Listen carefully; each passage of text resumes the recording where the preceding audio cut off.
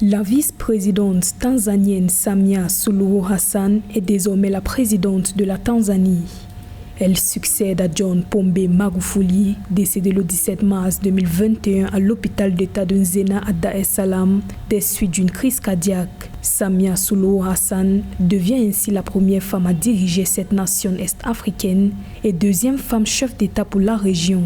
L'Afrique a une chance, l'Afrique de l'Est a une chance d'avoir pour la première fois, si tout se passe comme on le dit, une femme à la tête d'un grand pays comme la Tanzanie, ce qui pourrait être un gage de stabilité, ce qui pourrait être un gage aussi de bonnes relations avec plusieurs pays autour. D'autres questions connexes se posent sur la gestion évidemment de cette pandémie, même si on atteint des taux de vaccination dans l'avenir qui puissent protéger les populations. La différence de gestion, le manque de politique commune au niveau de l'EAC, de l'East African Community, va faire en sorte que la pandémie va faire des dégâts pendant plus longtemps.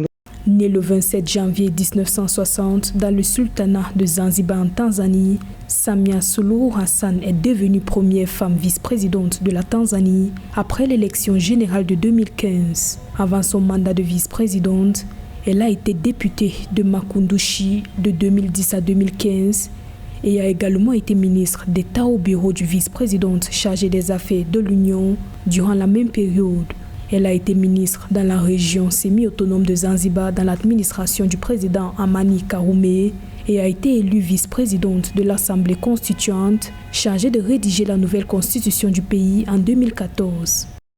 Ce qui est surprenant, peut-être malheureux, c'est le lien qu'on peut faire avec la gestion du Covid que ce pays a eu, la gestion du Covid et les discours assez populistes qu'a pu avoir Magufuli par rapport au Covid en entrant dans un déni public où il a plusieurs fois évidemment estimé que les prières et d'autres choses pouvaient aider la Tanzanie à éviter cette pandémie. Donc la question qui se pose et la crise qui se pose, elle est plutôt sanitaire puisque il part en ayant nié une pandémie qui finalement pour certains l'emporte.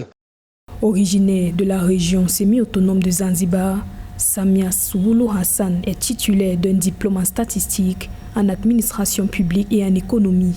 En 2000, elle a décidé de se rejoindre à la politique. De 2005 à 2010, elle a été ministre du Tourisme, du Commerce et de l'Investissement à Zanzibar et de 2000 à 2005, ministre de l'Emploi des Jeunes, du Développement des Femmes et des Enfants à Zanzibar.